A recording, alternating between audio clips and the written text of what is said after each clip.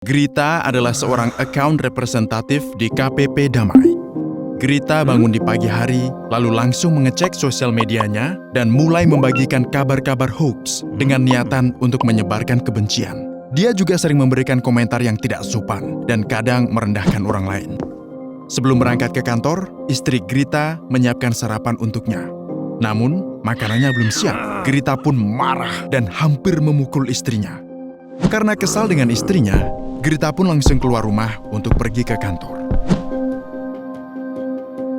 Pada pukul 10, Grita pergi keluar dengan alasan melakukan visit ke kantor wajib pajak, yaitu Pak Wivana. Namun, Grita malah menemui Pak Wivana di salah satu restoran. Pada saat konsultasi, Grita menawarkan untuk mengurus perpajakan Pak Wivana, namun dengan imbalan. Setelah itu, Grita dan Pak Wivana berbincang santai. Grita tahu Pak Wivana memiliki sebuah perusahaan travel dan bercanda meminta diskon tiket pesawat dan hotel. Karena merasa sudah dibantu, Pak Wivana memberikan diskon tersebut kepada Grita. Merasa yakin, Grita mencoba peruntungannya kembali dan meminta Pak Wivana untuk menjadi donatur lomba di kantornya. Dan meyakinkannya kalau Pak Wivana mau, teman-teman di kantornya akan dengan senang hati membantunya kalau Pak Wivana terkena masalah perpajakan. Pak Wivana menyetujui permintaan Grita, dengan harapan segala urusan perpajakannya akan dibantu. Pada pukul 15.00, Grita berpamitan dan kembali ke kantor. Saat jam pulang kantor tiba, Grita tidak langsung pulang, namun mampir ke diskotik. Grita mabuk dan menggoda beberapa wanita. Grita juga membuat kericuan sampai berujung perkelahian dan dia dipukuli oleh banyak orang hingga hilang kesadaran. Apa yang terjadi? Aku sedang di mana? Apa yang kulakukan? Untung saja semua itu hanya mimpi. Grita bangun lalu langsung mengecek sosial medianya dan melihat ada update terkait peraturan baru dari akun sosial resmi DJP di timeline. Lalu Grita mengunjungi akun sosial resmi DJP. Grita membagikan postingan tersebut melalui akun sosial medianya dan broadcast WA. Grita menuju ke meja makan dan melihat meja masih kosong. Grita tersenyum dan mendatangi istrinya. Kemudian memeluk istrinya dari belakang yang sedang memasak dan dibalas senyum dari sang istri. Pada pukul 7.20, beberapa teman mengajak Grita untuk sarapan, namun Grita menolaknya karena Grita khawatir dapat terlambat sampai di kantor. Pak Wivana, seorang pengusaha, menghubungi Grita untuk berkonsultasi mengenai informasi baru yang telah Grita share dan mengajaknya bertemu di restoran. Namun Grita menolak dengan halus dan meminta agar bertemu di kantor. Grita menemui Pak Wivana dan mengajaknya untuk konsultasi pada ruangan yang telah disediakan oleh KPP. Sebelum dimulai, Pak Wivana membawakan makanan sebagai tanda terima kasihnya, namun Grita menolak. Dan menyampaikan bahwa berdasarkan kode etik dan kode perilaku DJP, pegawai diminta untuk menolak pemberian WP yang dapat menimbulkan benturan kepentingan. Grita pun menjelaskan terkait peraturan tersebut kepada Pak Wivana, tanpa mengurangi atau melebihkan isi dari peraturan tersebut, serta menjelaskan dengan jelas efek peraturan tersebut kepada kewajiban perpajakan Pak Wivana. Setelah jam kerja, teman-teman Grita mengajaknya untuk pergi ke diskotik. Tapi Grita menolaknya, karena merasa tempat seperti itu bukanlah tempat yang baik untuk didatangi oleh seorang aparatur sipil negara.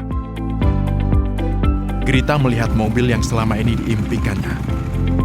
Dia mampu membeli mobil itu, namun Grita berpikir kembali, karena ia masih mempunyai skala prioritas yang harus diutamakan terlebih dahulu. Setelah itu, Grita kembali menaiki motornya dan pulang menuju rumahnya.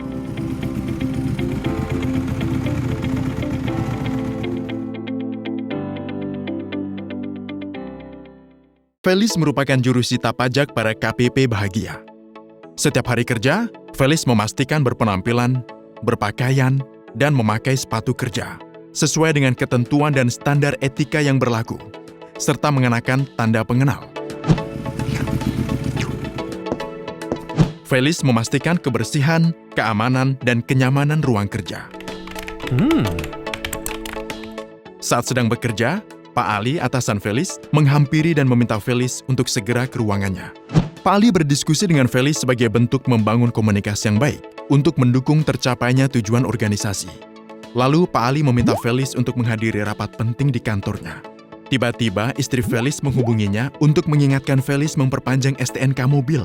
Namun karena sedang diminta rapat penting, Felis meminta istrinya dan memesankan taksi untuk mengurusnya. Felis telah mengutamakan kepentingan bangsa dan organisasi di atas kepentingan pribadi. Felis bersikap dan bertutur kata secara sopan kepada para peserta rapat lainnya. Saat melakukan kesalahan, Felis berani mengakui kesalahan dan bertanggung jawab atas pelaksanaan tugasnya. Saat ia mendapatkan kritik, Felis tidak merespon secara negatif. Felis bersikap disiplin dalam pemanfaatan waktu kerja. Felis mempunyai seluruh data wajib pajak, namun Felis tetap melaksanakan tugas sesuai dengan standar operasional prosedur dan kewenangan jabatan.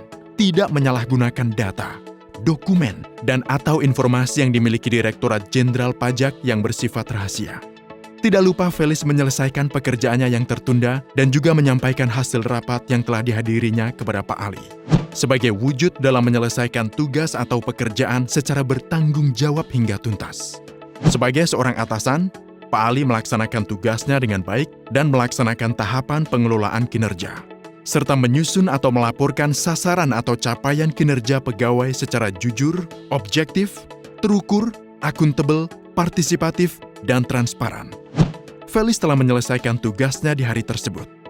Felis telah bekerja secara optimal dengan kompetensi terbaik untuk menyelesaikan tugas atau pekerjaan.